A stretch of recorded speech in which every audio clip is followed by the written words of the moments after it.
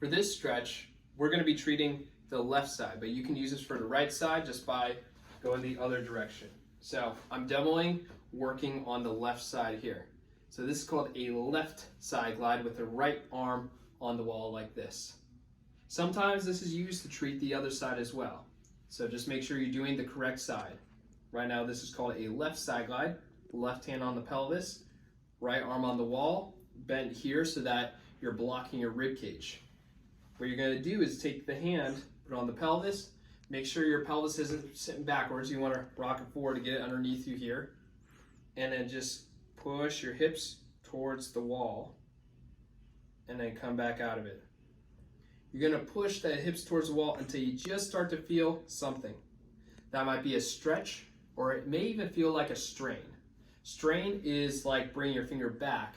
It's not pain, but it's definitely a discomfort right there. So you want to push into strain, but not pain. So if you go here, you feel a bit of a strain, you push up to that point, and then you move out of it just to neutral. You're not going to go all the way to the other side because you don't want to be just gliding both directions here. You want to just isolate one direction and back to neutral. So again, this is a left side glide here. To do a right side glide, you just do the same thing, but this direction like that. So make sure you're doing the correct direction. Now while you're doing this, you're going to be looking for either a green light, a yellow light, or a red light.